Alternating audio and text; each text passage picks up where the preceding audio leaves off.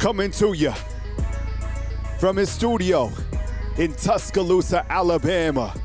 It's 66 degrees. It's Tuesday. It's October 21st. Let me hear you for Bama football on YouTube, fam. Could I get a roll tide up inside the comment box? I appreciate y'all being here. Thank you. It is Tuesday. It is Feel Good Tuesday. It is Taco Tuesday right here on Bama football on YouTube. I appreciate y'all. Run the thumbs up on these videos. I appreciate you guys for kicking it with me as always. And thank you if you kicked it with us last night on the nightcap. Yo, the nightcap was fun. I'm telling you, nightcap goes different. We're sitting down, we're chilling.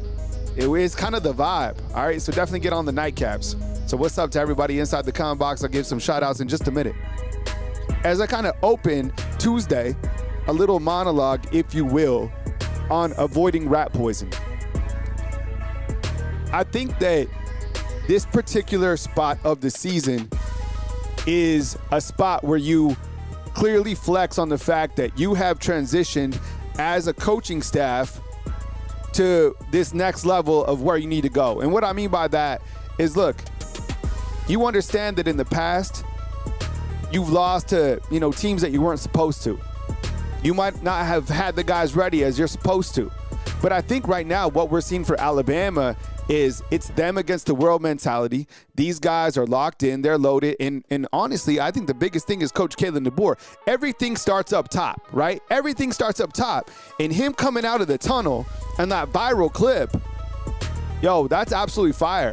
That is this man understanding, like, look, he's pissed off for greatness. He might not be the most animated guy all the time, but I think there's a competitive spirit that is burning deep in that man, right? So, look, no time to let off the gas pedal. It's 13.5-point favorite. It's rat poison, okay? It's South Carolina's homecoming game. All that stuff. You block out everything, and it's a one-game season, right? Period. So, would you agree with me on that before I get the show going? You agree that there's like this competitive spirit that's starting to like kind of burn through with Coach DeBoer? Every time he puts on that black hoodie, man, yo, he turns into a different person.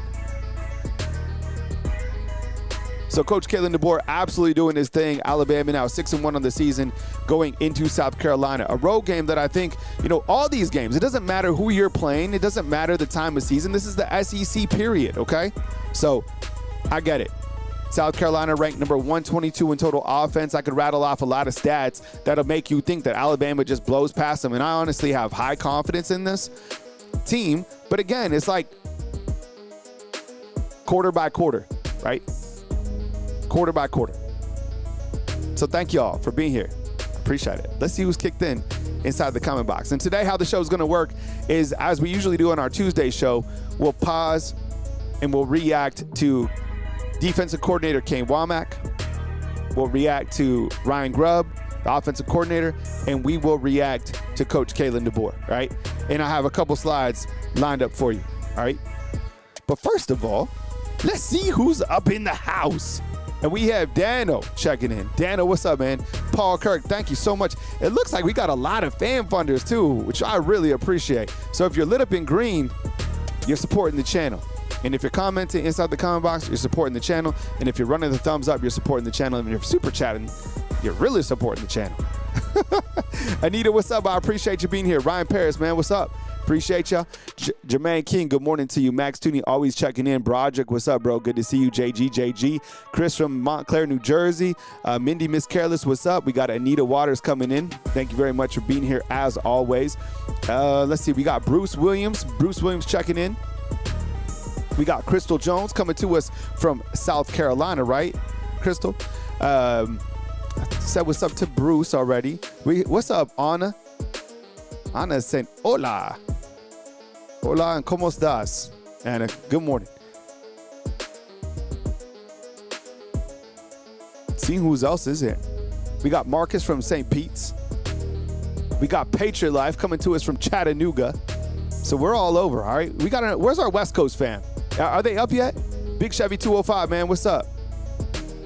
All right, we got Rondo Lard. What's up, man? Good to see you as well. Where you checking in from, Rondo?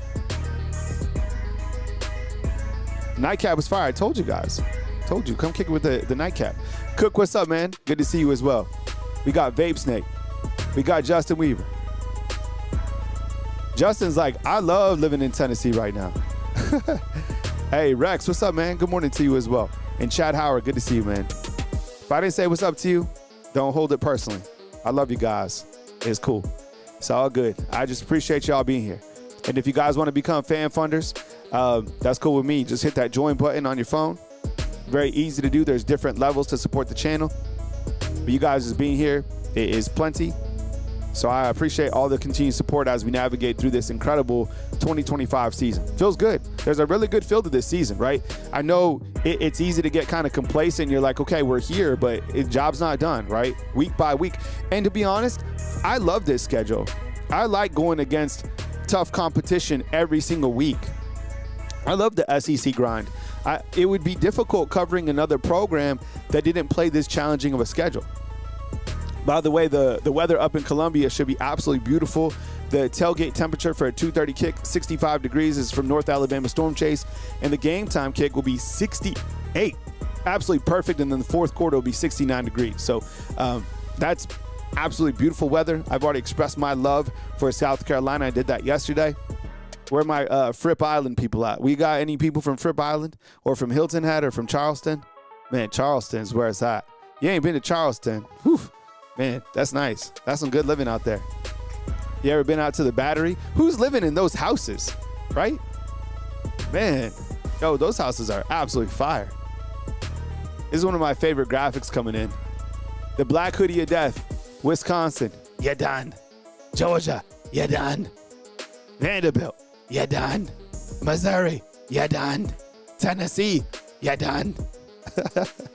The Black Hoodie will travel to South Carolina. Do you think that he has like I thought it was hilarious last week when we said that the hoodie is already in the Louvre. Hey, did you see that the Louvre got robbed? Did you see this? The Louvre, right? Anybody been to the Louvre? I've been there a long time ago. But the Louvre, they robbed the Louvre during the day, right? How'd they do this? They went in with glass cutters. Have you read this story? They went in with like glass cutters, cut around like where these crown jewels were at. Like, you're talking like jewels from like King Henry. And they took this out. Yeah, it was robbed in daylight. And I promise you, they did this in daylight and then they drove off in scooters. Crazy. What? Robbed in 7 minutes. That's wild. So anyways, Coach Kalen DeBoer, his hoodie is in our Louvre, which is the Bryant Museum. If you haven't been there, go check him out. It's amazing. But people were freaking out because they're like, what? He's not gonna wear the hoodie. The hoodie, and he needs to wear it. And I was like, fam, he has more than one black hoodie. Right? So, and he told, I guess, his team after the game, after they beat Tennessee, he was like, yo, don't get any ashes on this jersey. Keep it clean. So the black hoodie will travel. I'm sure, I bet you they have they take probably like 5 hoodies for him to the game, right? All right. You see this last night? Yo, I'm a huge NFL fan, okay? And these guys all played here at Bama. I saw all these guys play personally, right? Like, when I used to go to the games, I used to go to the stadium, and I used to do all that. These were the guys that I saw. I grew up with these guys. This is like kind of my Bama guys. And I still think that Jahmyr Gibbs is probably the best transfer in to Alabama all time. Probably right behind him might be like a Landon Dickerson. And this is before kind of like the transfer portal. I'm talking about like when guys would transfer after the season. Remember this? Because Landon Dickerson came over from Florida State. He was a little bit banged up. He went through knee injuries and all this stuff. But when Jahmyr Gibbs came from Georgia Tech, yo, what Jahmyr Gibbs, and this is going to be a gigantic take, what I'm about to say right now, okay? Because there's a lot of good running backs in the NFL. A lot of good running backs. Look, I'm a 49ers fan. I love CMC. CMC is a beast. And the way that you utilize him is incredible, okay? You also got Bijan Robinson. I know Anna's an Atlanta Falcon fan. I know we have Falcon fans in here. Bijan Robinson is nasty. Nasty work. Oh, my goodness. But I got to say, I think Jonathan Taylor is so good, too, for the Colts. Oh, man. Am I really about to say this? I think Jahmyr Gibbs might be the best pound-for-pound running back in the NFL. And you got the king, Derrick Henry, okay? I'm just saying what he's able to do in terms of, like, his speed. The guy can catch out of the backfield. Lightning in a bottle. 17 for 136, 3 for 82 last night. And nasty work, okay? So, Jahmyr Gibbs, that's a big take I said right there. But this guy is absolutely work. If you have him on fantasy, congratulations. Okay, how about my boy Mac Jones playing for the 49ers? I am so happy that the 49ers finally have somebody from Bama. Because for the last 10 seasons, they really haven't had anybody. They drafted Reuben Foster. That didn't really work out. They had Cam Latu on the team for a little bit. Mac Jones should have been there. They didn't draft him at that point, but now he's 4-1 as a starter, and the guy is not even 100%. 4-1 as a starter. The 49ers are 5-2 overall. He just made a cool $400,000 bonus for the wins that he has. He's 4-1. Brock Purdy has turf toe. He's already said, look, I understand that Brock Purdy is the man, but yo, this guy is absolutely balling out. I am not mad every single time that Mac Jones steps out on the field and he's the quarterback for the 49ers. And he did get screwed. Mac Jones did get screwed. He went to the Patriots. The Patriots didn't do him justice. Then they kicked him over to Jacksonville, where he's from. And you got Trevor Lawrence, so he was never going to play over there. So now coming out to the 49ers, yo, life is all about timing. Mac Jones at the right spot with the 49ers, and I'm sure he'll go somewhere else and he'll be a starter. So Mac Jones absolutely balling out. And then my boy, this is my favorite player to ever cover at Alabama, is Devontae Smith. I've already explained why it's Mamba mentality. Devontae Smith, by the way, I have Mac Jones and Devontae Smith on my fantasy football teams, okay? Devontae Smith went absolutely crazy, all right? And his quarterback is pretty good too, right? Super Bowl champ, Jalen Hurts, who I love. I love Jalen Hurts. But Smitty, 11 receptions for 183 yards and a touchdown. Did you guys see Smitty? Woo, man. Slim Reaper is nasty. The Slim, who came up with that nickname, the Slim Reaper? That's cold work.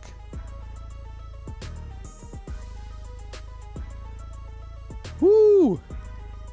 Slim Reaper, absolutely nasty. So the Golden Gazelle was good too. Who comes up with these nicknames? I don't know. Man. All right. I thought I had something to show you. Okay, before I get to Trent Seabour, because I want to go over these photos, I have to tell you, as you know, video is powered by Sleeper, right? And I think you should check out Sleeper because Sleeper good people, and they take care of your boy, all right? I think we got a super chat on here that I get too.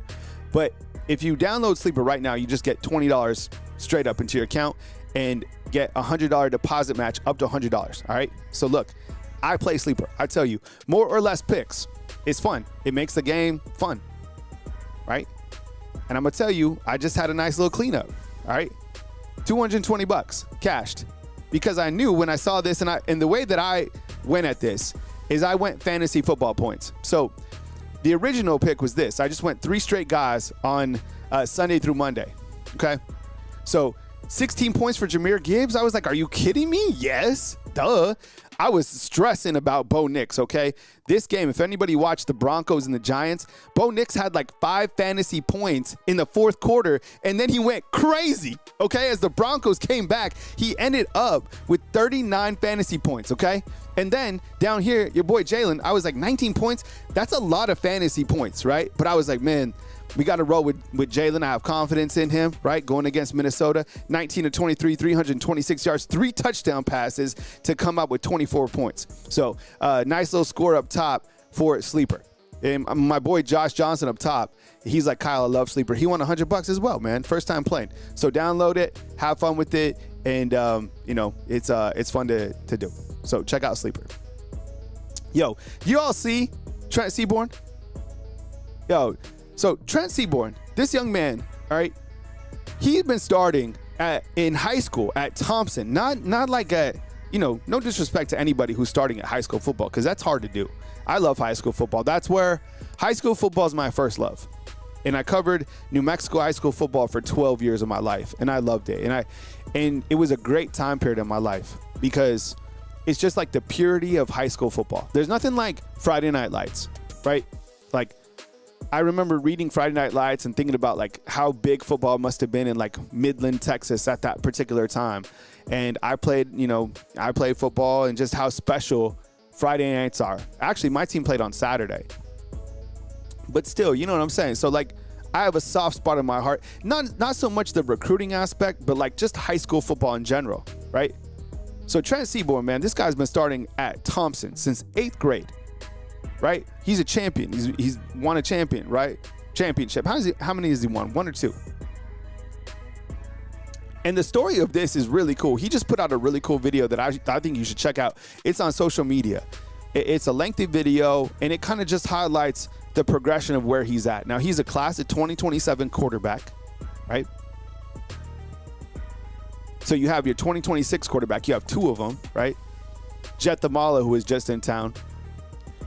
He's one of them. So Trent Seabour, this is an interesting story. So Coach Saban offered him a long time ago, okay? And as you can see, this picture over here to the right, which is dope, he's friends with Tunga Bailoa family, right? Like Galu, and they have like this strong connection. Look at him. He's like 8 years old, and here he is with Tua and Talia, right?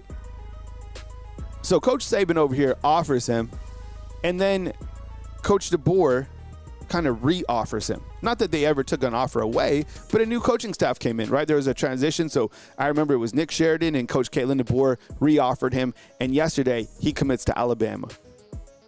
And I was thinking about this, and I talked about this a little bit on my nightcap. I was like, why did Corey Howard just flip from Georgia to Bama? Why did Trent Seabour commit? Why is, Jet Thamala here? Why is Sedarian Morgan, shutting it down? Why is Xavier Crowell shutting it down, right?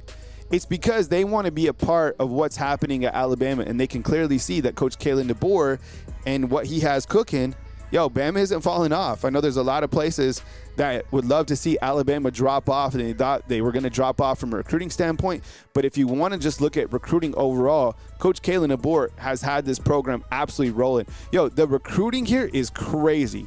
That I would say it's equal to what Coach Saban was doing. Coach Saban, recruited at the highest level. Let me ask you this, yes or no? Did recruiting drop off when Coach Saban left? It didn't drop off at all. The team lost some games, so kind of a couple steps back as they kind of retooled and reloaded, but recruiting never dropped off. It never changed. Bama isn't broke. Bama's brand is still, one of the biggest brands. Plus, as Ryan Grubb just said yesterday, the atmosphere over, I told you. Now that Bryant-Denny Stadium and the fans understand that it's any given Saturday, this stadium right here in Tuscaloosa, Alabama, is going to be hard to beat. Coach Grubb was like, I played in a national title game. I played in the NFL. This is the best atmosphere I've ever been to. Players want to be a part of it. So congratulations to Seabour, his family, as they make the commitment to Alabama. Class of 2027 quarterback, right? And you know what's crazy? This is crazy before I get off this. So you got your 2027 quarterback is Seabour. And then I think in the class of 2028 is Graham Simpson, Ty Simpson's brother. Can you imagine if we go from Keelan Russell, right? You go Ty Simpson, Keelan Russell, right? I guess Jet Thamala or however that works out. Then Trent Seabour, then Graham Simpson. There's the future of your Alabama quarterbacks. Oh, wild. All right, a couple more slides to get to, and then I'll get to Coach Womack, Ryan Grubb, and Coach Caitlin DeBoer. Appreciate y'all being here. Thank you so much. So I want to start talking about resumes just a little bit. And I know it's way too early, but I'm a college football guy. I like numbers. I like to look at the overall picture, right? I've been talking about this lately a lot. Alabama's body of work is amazing. What they've been able to do in the last 4 games is stellar. We've talked about that a million different ways. The loss to Florida State clearly stands out to everybody in college football. Now, here at Alabama, in our ecosystem, we understand, we're like, look, the team has gotten better week by week by week. But when you talk to other college football people that, number one, have Bama fatigue, or they're going to hold this loss against you like This is going to be the only thing that is held against Alabama. I get it. A loss is a loss. And they refuse to understand how good Bama has been since that game. So I saw, like, I tweeted one of these, I put it on Facebook, and one of these went viral. And Florida State fans were like, Florida State fans, Ohio State fans were like, and Indiana fans were like, you know what? We haven't lost to anybody. I was like, well, you haven't played anybody. Right? They were like, well, we beat Texas, and Texas was number one. Okay, yeah. Do you really think that Texas is still the number one team right now in college football? So you're admitting, Ohio State fans, they're like, well, we beat Texas and they're one. So I was like, so you're admitting that teams can change through 7 weeks, 8 weeks of college football? Because how is it different that Texas was number one then and Florida State was who they were then? They completely changed. Florida State jumped off a cliff. Texas was never who we thought they were going to be. You get what I'm saying? Am I making myself clear? This is crazy over here. So Alabama has beaten 4 ranked opponents in the top 25, and I'm not trying to argue for Alabama. It's just like, these are the facts. I'm not making any of this up. Ohio State and Indiana have beaten a combined 4 ranked teams. Bama's done that by themselves.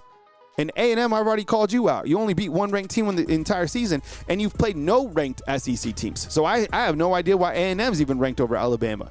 And I have a suspicion it's because people still value wins, right? It doesn't matter who you beat, just win. BYU, they're undefeated. They're a top 10. Texas A&M, they're unbeaten. They're a top 10, right? You just got to win games. That's why it's so important to not play in the SEC. That's why it's important to have Notre Dame's type of schedule. Alabama realistically should be out of the SEC. Think about that. Alabama should jump out of the SEC, be independent, play Wisconsin, play your rival Auburn at the end of the year, play nobody, win all these games. That's an automatic invitation. Plus, you don't have to play a conference championship game. You get to keep all the money when you're in the playoffs. Notre Dame doesn't have to split any of that money with the rest of the conference. If Alabama goes on and wins the entire championship, they have to split that money with the SEC. Notre Dame doesn't. Notre Dame figured it out. They're like, we'll get our TV contract with NBC. We'll play 1 ranked team, 2 ranked teams, and we'll beat everybody else. You see what I'm saying? Am I making sense? So Georgia has beat 2 top 25, but Bama 4 overall, right? The cinnamon rolls. What's up? You know what I think started saying that? The cinnamon rolls was Matt B. Great. I thought it was hilarious. Here's a look at just the other 2 teams. I'm going to go to Coach Kalen DeBoer next in a few minutes. We have Texas, right? Okay, they beat number 1 ranked team in the country, right? No, that Texas was always a pretender. Then you beat Grambling, Ohio, Washington, Minnesota, Illinois, Wisconsin, and now you put it on cruise control up until you go to Michigan in the big house, right? Indiana on the right, Old Dominion, Kennesaw State, Indiana State. Are you kidding me? Illinois, they beat Illinois.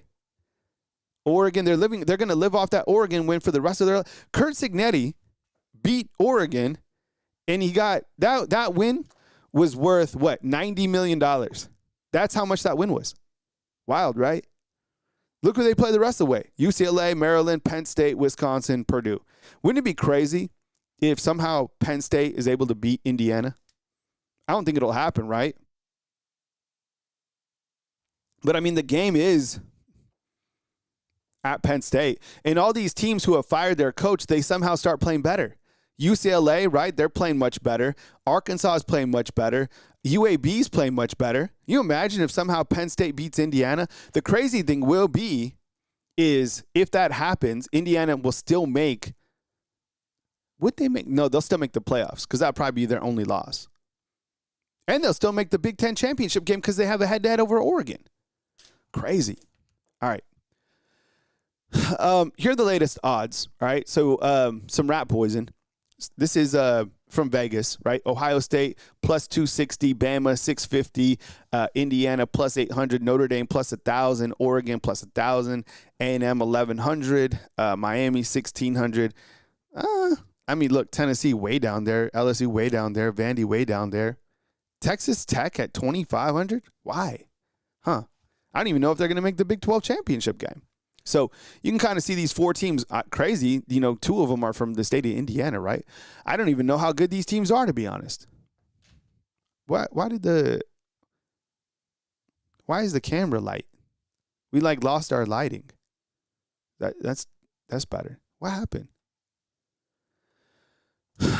Here's a college football playoff bracket just to kind of look if we went off the AP rankings, right? You would have Ohio State, you have Indiana, you'd have Alabama and A&M with buys. Are we sure that Texas A&M is going to be the team that Alabama, could theoretically play in the SEC championship game? I don't know. Maybe I'm getting too far ahead of myself. All right. I don't know if A&M is that good. I don't know. Am I wrong? I think I don't know. For me, I don't know why. I still feel like the jury's kind of out on a team like A&M. I don't know. Maybe that's just me.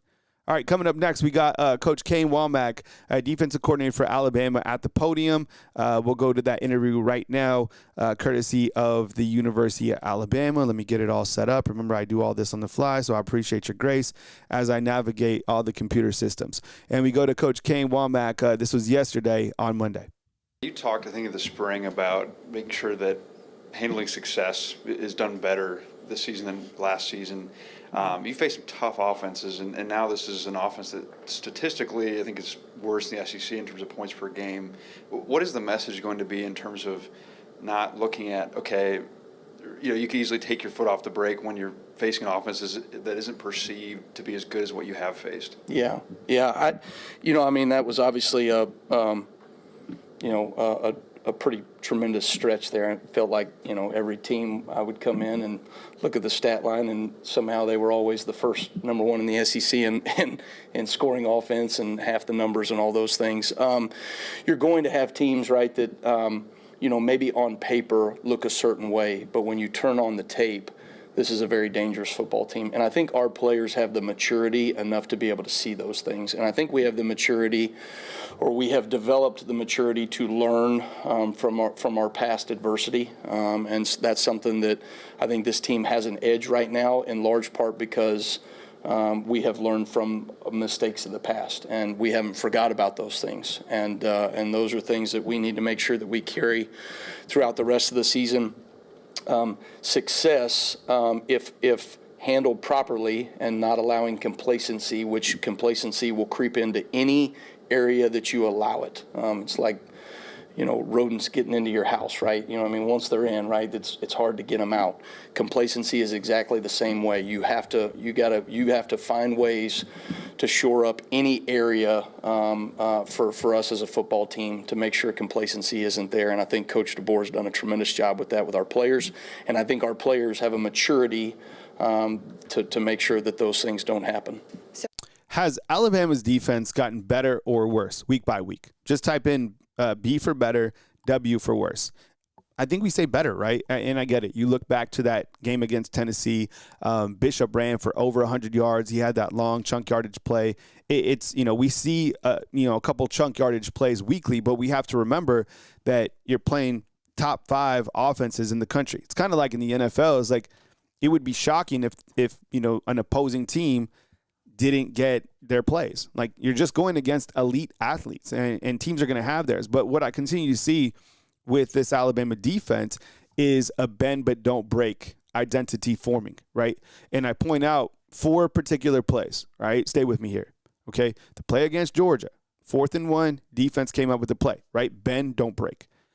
Play against Vanderbilt, Diego Pavia is driving down. They could have took the lead at that point in the game. Bend but don't break, come up with the interception. Missouri, they go for it on 4th down. Your special teams defense comes up with the play, right? Bend but don't break. This game against Tennessee, right? Tennessee's driving down to get momentum a lot. They would have gotten so much momentum if they would have scored that touchdown right before halftime, okay? Bend but don't break. 98-yard return for a touchdown. So Dan was like, eventually you'll break. Yeah, sure. But I think the point is like the defense has made plays when they've had to. And in terms of the defense getting better or worse, I think they're getting better. And one area that Alabama is going to continue to excel at is the depth, because they continue to see, players are going to go out. It's a long, grinding season. There's not a lot of programs in the country that could lose their number one, number two wolf position, right, the outside linebacker, and have somebody like Yanzi Pierre come in. There's not a program in the country that could, not have a player like Ryan Williams not have a catch and still facilitate at a high level, right? You take guys out, Alabama, okay, Deshaun Jones, he's not playing at his highest level. We'll throw in Red Morgan. Red Morgan looked really good. Okay, Damani Jackson, he's on the struggle bus right now. Take him out, put in Dejon Lee. Alabama is one of the few teams that can flex on depth, right? Look at the two deep. I told you this in the preseason. I was like, the two deep on defense is amazing. It's actually better than the offensive two deep. So he's got a lot of guys to input into his defense, and they're getting better. You're going to get your chunk yardage plays. Teams are going to score theirs. But, look at who you're going up against. Now, this particular situation against South Carolina is ranked, let me get it. I think South Carolina, if I'm not mistaken, they're ranked 127 in total offense. 127. That's a big difference from number 5, Tennessee. We continue with Coach Kane Womack. On Saturday, Xavier Brown talked to us about how he had that awareness to know the clock was ticking down, right? And he had to get into the end zone. What does that do for you to know that your DBs have such awareness of the situation to not only make the play, but then make the play after the play? Yeah, that was a tremendous play that Xavier made, and I think one of the things that's so impressive about Xavier is that whatever you emphasize, whatever you work, it shows up on game day, and that's really a lesson that all of our players on defense can learn from Xavier. The consistency that he brings. That situation in particular, we had come out in a different personnel grouping in the play before, and then we had asked for a timeout so that we could see what they were going to be in, and then we brought the guys on the sideline and talked about, hey, listen, this is probably going to be some type of power pass situation, right? And have your eyes in the right place, do your job, do your 1/11th of the defense. And Xavier was just all over it, And so in the moment, right, one, his eyes are in the right place. He knows what to expect. He does his job. And so we built like a cover 2 concept over there. He goes and makes the play. And then we talk about it all the time. We haven't done it nearly enough. In fact, we've only had 2 defensive touchdowns since I've been here. Both of them were Xavier. But when you get the ball, we are trying to score, all right? We're trying to make sure that the next unit that goes out on the field is our field goal unit. And, really tremendous job by him. He put the ball in his outside arm, tucked it away, secured it, and, was off to the races. So did a really great job there. Chuck. I think when you think about a player like Xavier Brown, clearly that play was remarkable and it'll live, for eternity here at the University of Alabama and in our minds. Xavier Brown has now played, 20? Xavier Brown has started in 20 games for Alabama. He's going to leave here starting over 35, 40 games or whatever. It's pretty remarkable to see Xavier Brown because last year he came in as a true freshman and he battled. Corner is the most challenging spot, so props to him on how he's kind of handled himself and continued to grow. There for a while at the beginning of the season, I think I made some comments. I was like, it's going to be interesting to see if Xavier can hold off Dejon Lee. It was actually Damani Jackson who's having trouble holding off Dejon Lee. All those guys actually from Cali, right? The Cali corners. Even Chuck McDonald, he's from California too. Just kind of an interesting point. So props to Xavier Brown. And to hear Coach Kane Womack break down that play schematically, it tells you a lot. I knew that they were going to pass it there. And I think even Josh Heupel was asked after the postgame, he was like, was that play predictable? I think everybody knew that they were going to throw, but Xavier Brown still put himself in a great position. I also wanted to note 42 on that play, Yanzi Pierre. He got his big paw up there, so he almost batted it down. Xavier Brown comes around, picks it, but it was Yanzi Pierre who was running down there. Clearly he wasn't keeping up with, somebody like number 2, but still good heads-up play by the defense. We continue with defensive coordinator Kane Womack. Your opening about this a little bit already with the pass rush. You need to do better late in the game affecting the quarterback. But just overall this season, how have you seen your defense grow and affecting the quarterback? I think we're still inconsistent. I think very proud of Yanzi Pierre and some of the things that he did. I think you look at the the plays that he affected the quarterback, he did his job. He did his job at a high level, and when you do your job consistently, good things happen, and that's something that we've continued to stress with him and a number of our players, of just doing their job at a more consistent high level, and production will come from that.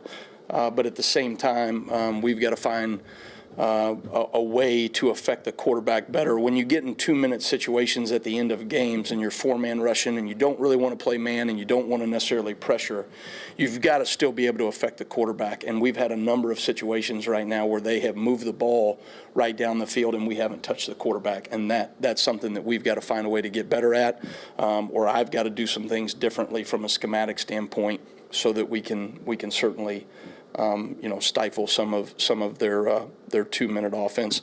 On the flip side, when they did get down to the red zone, a tremendous job by our guys and fight to find a way to keep them out of the end zone, particularly in the fourth quarter. Coach, Yeah, I mean, talking about the pass rush, I think two things that are not necessarily frustrating to us, but are on our mind is kind of the Alabama's run game, right, on the offensive side. And I think we're never going to be completely satisfied with the pass rush. But I think we kind of left that game happy that Yonze Pierre had 3 quarterback sacks, right? Like, so that's an area that needs to continue to improve, but I'm not at all amazed that Yonze Pierre kind of did his thing. This is a guy that I continue to talk about. I've talked about him for a long time.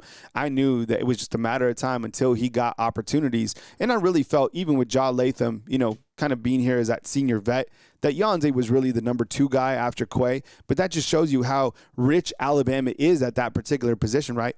Quay Rusaw, Ja Latham, Yonze Pierre, Noah Carter, Justin Hill. You see what I'm saying? Like, it's a load. That's why I always said, I was like, that's a position that I'd love to coach, because you're always going to look good with the dogs that they have at that position. Stay up front and go to James Smith. I'd like to ask what he's been bringing to the defensive line from a production standpoint, but more importantly from an emotional and mental standpoint. I think James, James flashes. He is a very athletic player, does some really good things.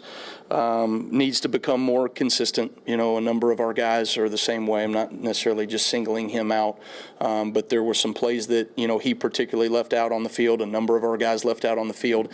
And so that's exciting from a number of ways, because he was very productive in a number of plays, but there were also opportunities that we left out there on the field. And so those are things that, I'd like to continue to see from him and a number of guys in our defense. One thing I noticed, James Smith, he's a guy that plays animated, and I think number 23, if you don't know, on the field, he's great. I've been talking about him too. I knew he's super athletic as an interior defensive lineman. He's critical to this team. Earlier in the year, Alabama lost Jeremiah Beeman, but we've seen some growth there. James Smith is coming into his own. London Simmons is a guy that's played really well. Edric Hill, we've seen him at times. So, and then of course, Big Tim Keenan. So that whole group is playing where we thought they'd play. Sometimes the defensive line, the big guys don't get the credit, but I thought they've been doing a pretty good job. Thanks, guys. Roll Tide. I was going to start with one thing. I just wanted to say, I never do this. I'm going to channel my inner Kane Womack here, but. So before I play this is our best clip yesterday, right? And this is Alabama offensive coordinator Ryan Grubb. I like Ryan Grubb's swag. I like the way he dresses. I still think that some of these drawstrings on some of these shirts that he's been wearing, they're really long. I say that, and my drawstrings now feel a little long.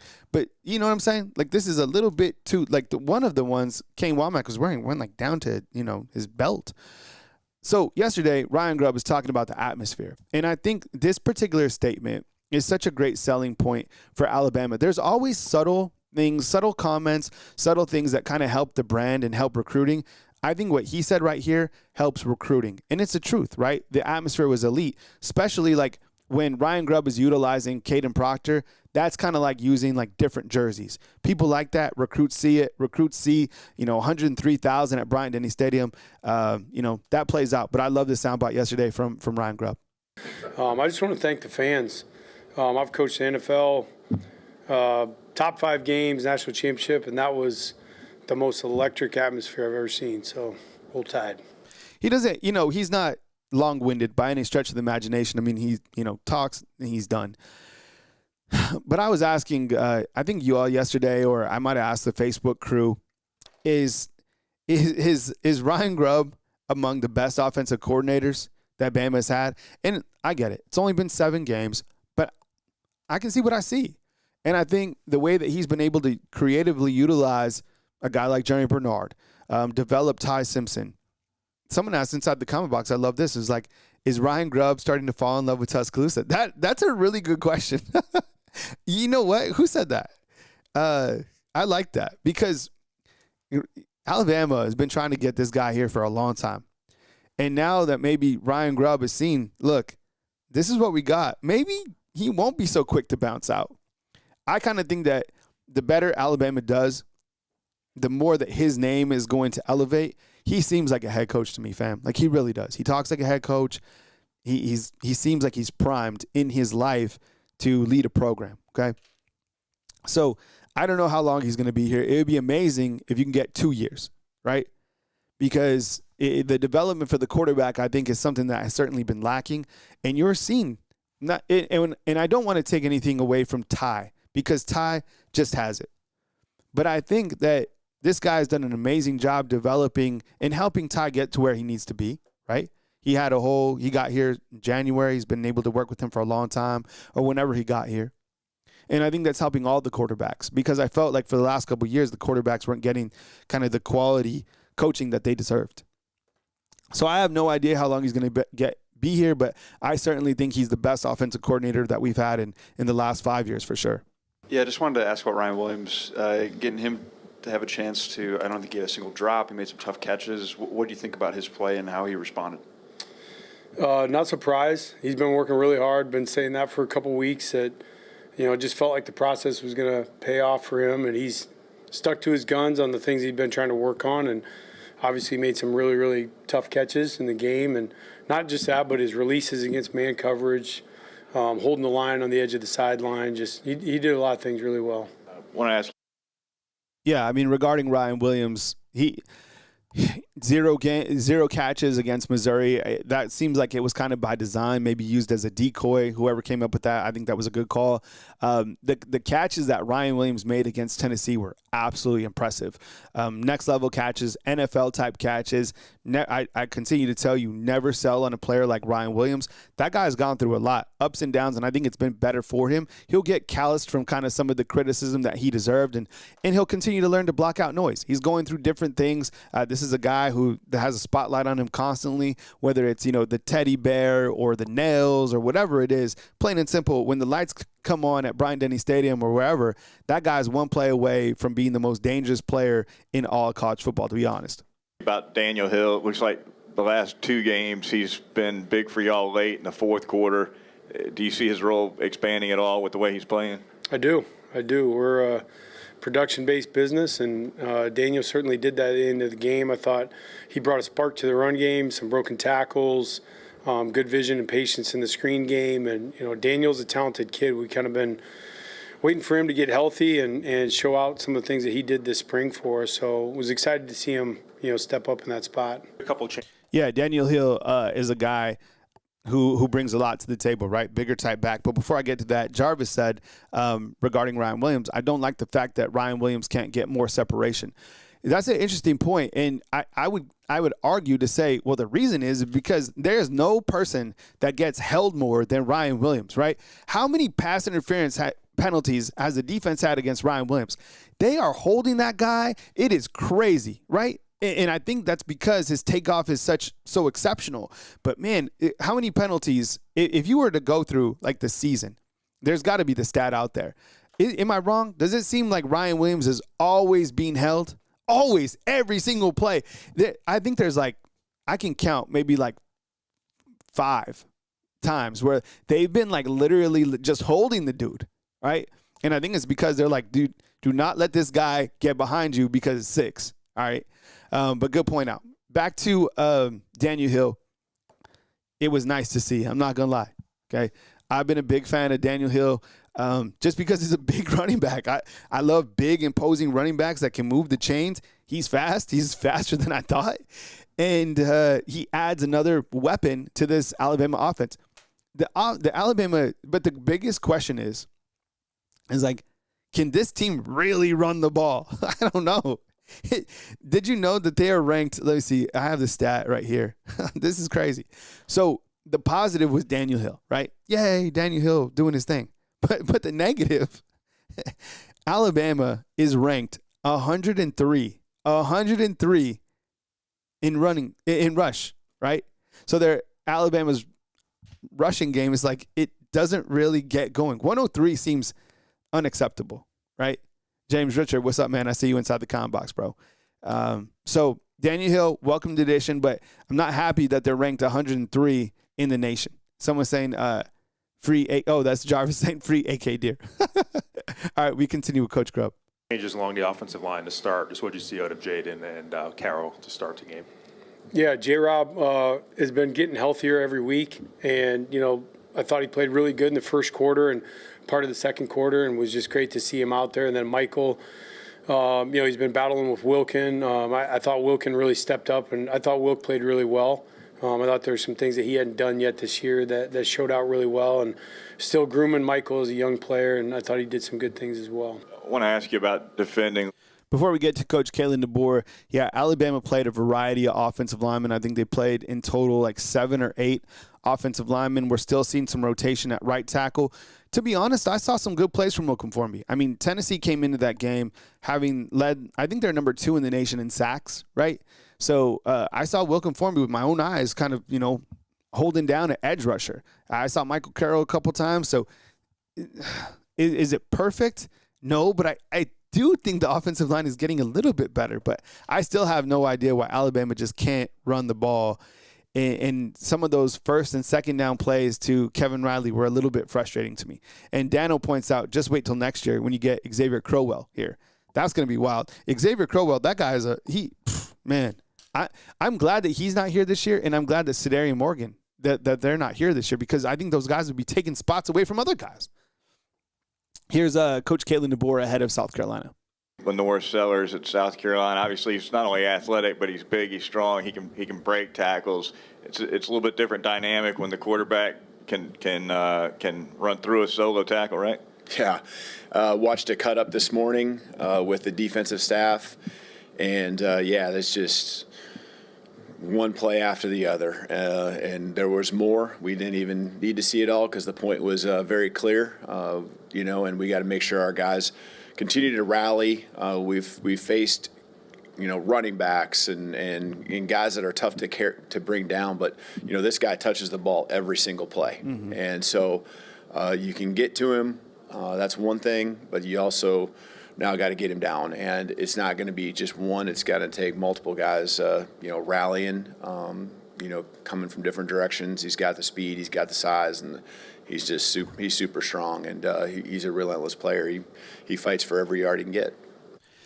Lenore Sellers, I like him. I like his playing style. I think I was wrong on this. I was wrong. At the beginning of the season, I felt that South Carolina will be one of the better teams in the SEC. They clearly haven't, so I was wrong on that. I thought they would be because of Lenore Sellers. I remember him last year, and I was just really impressed with the playmaker that he was. Just as Coach Kalen DeBoer said, I mean, the guy's big, strong, doesn't go down on first contact. He can throw on the run really well. I would watch 2 games. I would watch South Carolina and I think it was Missouri, right? I think that was a 29-20 game. If you watch that game, you'll be impressed with some of the things that South Carolina did, particularly with Lenore Sellers throwing, down the field. They have a really big running back who's a transfer in, and they have a really big wide receiver who's like 6'5", right? I think it's Nick Harbors, right? So they have some guys. The student body, I kid you not, at South Carolina, like the students are holding a rally or like a protest against Shula, their offensive coordinator. Have you seen this? This is like a real thing that's happening like right now. South Carolina is on the absolute struggle bus on offense, and Lenore Sellers has thrown 5 touchdowns on the season, okay? They are ranked 127 total offense, 102 pass defense, 120 rush offense. So this is a team that just has been on the absolute struggle bus in terms of getting anything going offensively. But last year they played Alabama close, and Shane Beamer is kind of a, he's fired up type of guy. It's their homecoming. When was the last time Alabama went to South Carolina? It was a couple years ago. Was the last time when they went, was that the Najee game? That was crazy. That was one of the dopest plays I've ever seen, okay? Remember when Najee caught it it was from Mac Jones, wasn't it? And he stiff-armed one dude, or put one dude in the dirt, hurdled over another dude, stiff-armed like 2 more guys and went in the end zone. That's probably my favorite play. Actually, I think that might be my favorite play, or when John Mechie hit that dude. Right? Was that the Najee game? Nobody wants to talk about the Steven Garcia game. That was way before my time. All right, we continue with Coach Kalen DeBoer. Go to Charlie on the far right.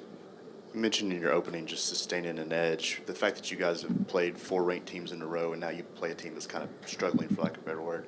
How do you keep guys locked in this week? Just, I think you always draw on the experiences and, the moment we're in right now, there is momentum. There's things that we're doing well. There's things that I know our guys have as far as goals individually as a team that we haven't even come close to reaching yet. And so taking those experiences from the past, good and bad, that we've been through, understanding that it comes down to our preparation and just locking in what we control. And that's what's got us to this point where every game means so much. And we gotta tomorrow morning come with the edge that we have had. And I expect that from our guys. Yeah, having that edge going into any type of SEC game is clearly important, right? I think that, this game, you got to get up for it. South Carolina, because you got to get up for every single game, but we all know that every single game is every other program's opportunity to, get things back on track. It's every opportunity for a head coach to save his job, right? Look what happened to Vanderbilt. They beat Alabama last year, and they just, they turned the corner. We're here. So look at what happened to Florida State. Florida State thought that they won the Super Bowl, and then that was it. They partied. Who knows what happened?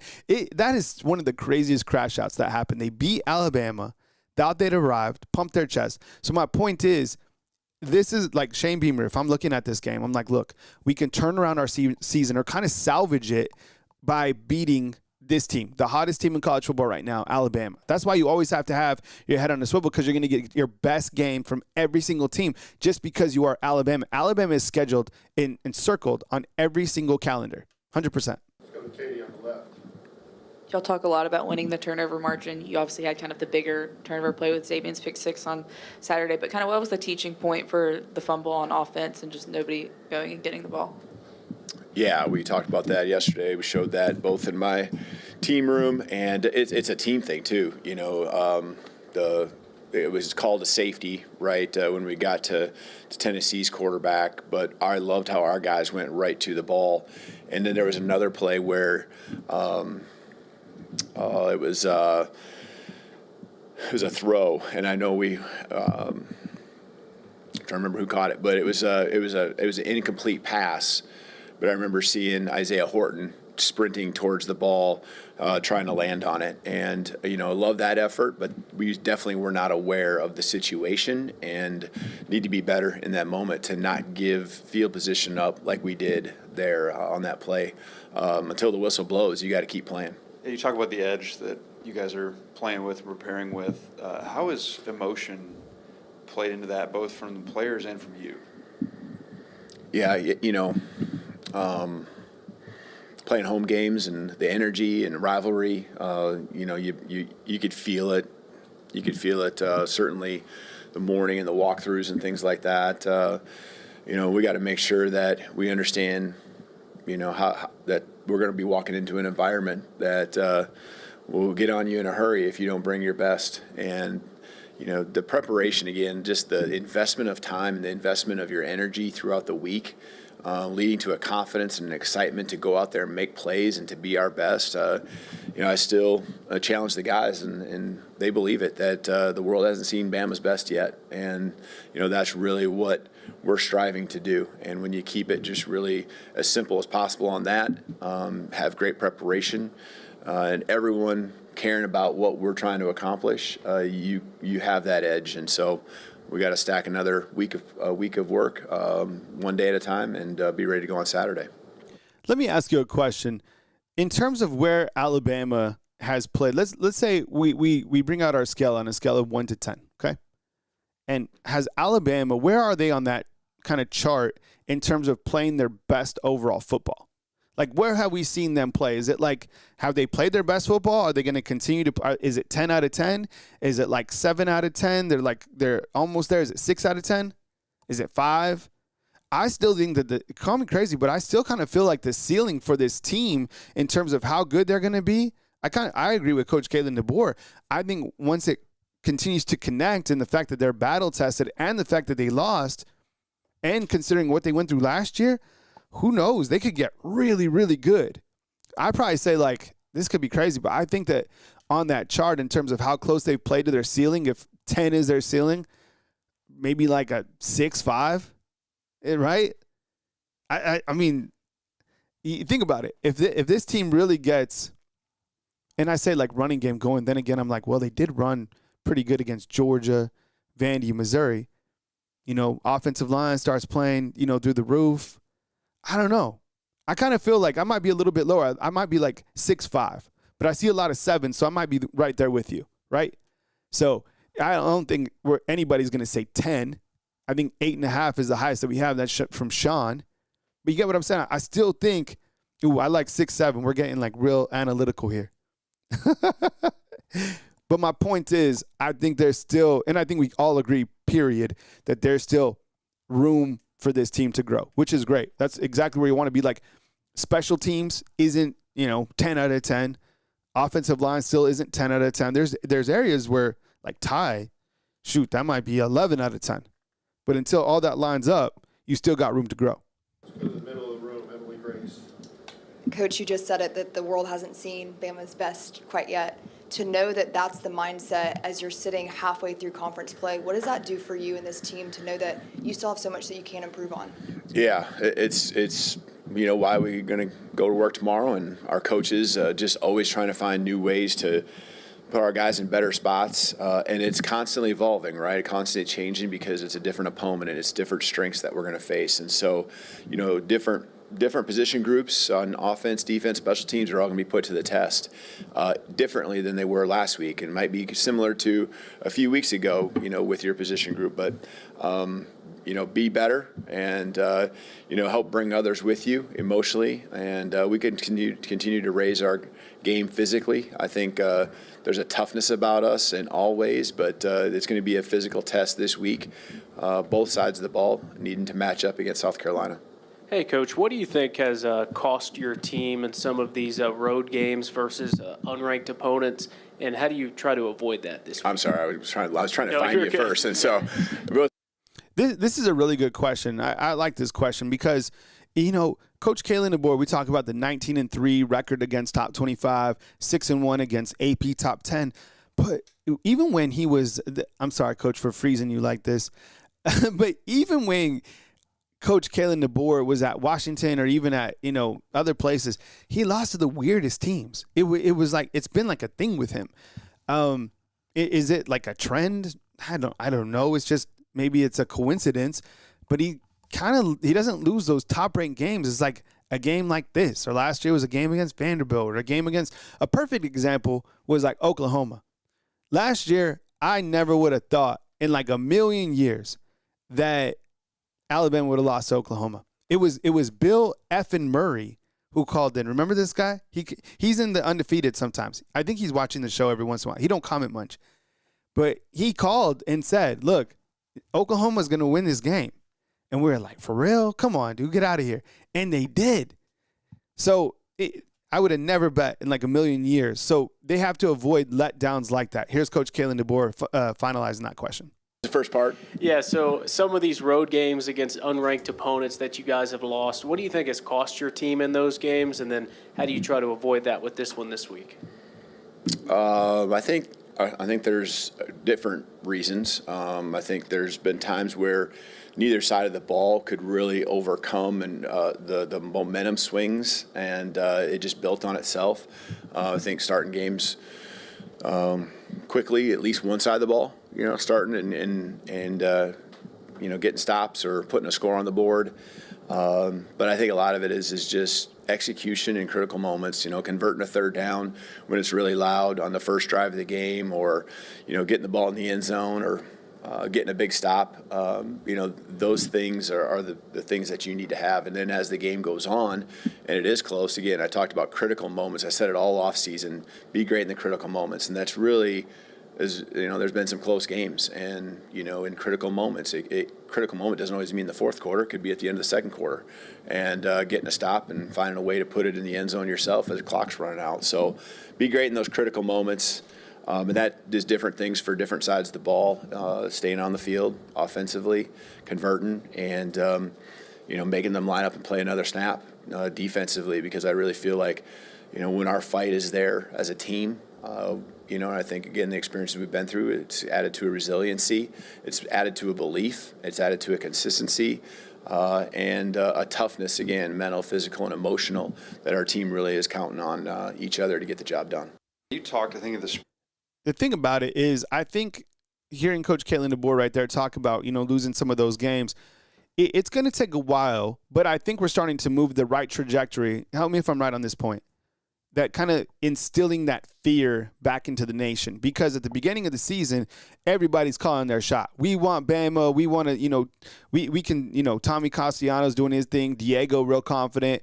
And as Alabama continues to put team in its place again and again and again against top 25, winning that game against Georgia, I think people were like, oh, we better not say much against these guys. And as they continue to do that, and, if they go and take care of business on South Carolina, you got the open week, then you got LSU. You continue to do this week by week and put people in their place that are ranked, that are in the SEC. People are going to start to realize again, like, oh, this team still has kind of that swagger. Because that was the thing. When Coach Saban was here, people didn't say that. No, there wasn't a lot of teams that said we want Bama. Seriously. So once this black hoodie gets put on, you ain't hearing a lot of people anymore saying we want Bama. I think they're starting to understand that they don't want to have to deal with Ty Simpson. They don't want to have to deal with the crowd at Bryant-Denny Stadium, where they've now won 16 in a row. So you got to do it on the road. You still have, what's his record on the road? Like 3-6 or something like that? 3-5. So it's still under 500, but you're going to continue to hear less and less we want Bama as Bama continues to operate at a high level. So it's going to take a while to get back to where it was, but you're starting to move the right direction. So a lot of football left. You haven't earned anything week by week. This is a team. Can this team beat Alabama? Any team could beat Alabama. Any team could beat anybody. We've seen it. We saw Louisville beat Miami. We saw Florida State lose to Virginia. We saw Stanford beat Florida State. We saw Bama lose to Florida State. We continue to see a weekly, any given Saturday in college football. So Alabama heavily favored. I'm super confident going into this game, but it doesn't matter, because the game isn't played on expectations of what should happen. Is played on the field. And these guys, they've been operating, and I always judge it like quarter by quarter. Win that quarter, win this other quarter. Alabama's really healthy. There wasn't even an injury report on Monday. So all guys are healthy, right? So that's another good thing. But I hope you guys enjoyed the show today. Did you guys have a good time? I always like Tuesday. I like to break down the press conference, because sometimes when you hear the press conference, you might like be by yourself and you're like, man, what did that think? But here, I think we get to give some like back and forth context, right? What did that mean? Let's dive into it a little bit. We can pause it and kind of react to it rather than just like a press conference that is uploaded. So, and it's cool that we get to hear from the OC and the DC. I like that.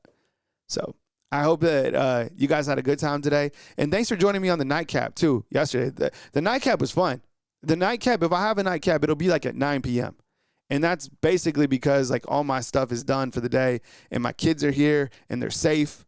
And, I can relax and just, come up here and kick it with y'all. But I go to bed early too, so it's kind of hard, now being 41, you know how it is. Where my 40-year-olds at? Oh, so thank you so much for kicking it with me today. I appreciate it. Live every day, Monday through Friday at 10 a.m. Sometimes nightcaps at 9 p.m. Still trying to figure out like an exact schedule for that, but I'll keep you posted. So thank you so much. And news as it happens right here on Bama Football on YouTube. I get you covered. You probably get some player highlights today from practice and maybe an interview or something like that. So I'll chop it up. Kick it with us on our Facebook channel. I'll put that link in the description right now. Basically like my website. We have 67,000 followers there, and we're on TikTok too. I think I got like 50,000 on TikTok or whatever, but still not big enough, for interviews or whatever. So maybe I'll continue to keep growing. So I love you all, and thanks for kicking it with me right here on Bama Football on YouTube. We got to do the outro, right? B-Rob, G's your 25, dog? Yeah, man. You be my nephew. All right, fam. Here we go. Here's the outro. Thanks for watching Bama Football on YouTube. I appreciate y'all. Coming to you from beautiful Tuscaloosa, Alabama on this fine Tuesday, October 21st. Kyle Henderson, Bama Football on YouTube. News as it happens. Thank you so much. Stay blessed. Be where your feet are at. And give a roll tide inside the comment box. I'll catch you next live or Facebook. Oh, you guys are calling for an encore? Encore, encore, encore, encore, encore. Did anybody play Guitar Hero? Remember when you play Guitar Hero and you do really well and then you get like an encore? Man, Guitar Hero was dope. I love that. I have all the old video games. Like old video games. Watch, I'll show you guys. I haven't played a lot of these in a while. I need to get it set up, but like I'll show you some of these games. Man, I might have to play some of these today. So y'all remember these? Look at this. I'll go full screen on you. Whoa, it's close. Remember this? This is Tecmo Bowl. Super Nintendo. No Sega Genesis. Now it's dead broke, man. You couldn't handle this. All right. How about this one? Ooh, Top Gun. Man. Shoot. Oh, this game looks a little rough. I don't even know if this one works. Look at this. Those are some characters, man. Randy Savage, Hulk, Andre the Giant. This is the GOAT right here. This is the absolute GOAT. Tecmo Super Bowl on NES. Greatest game. Right? Greatest game. I wonder if I could hook it up to here and like play. Maybe. I have to run it through Tech. Tech is my son. Oh, see what other games that I have over here. Man, is that Blades of Steel? Blades of Steel. All right. Cool. Well, thanks for kicking it with me. I appreciate it. Yeah, I got the classics on. Have a good rest of your day. I'll be back. You'll see me on Facebook and all over the place right here on Bama Football on YouTube. All right, take it easy.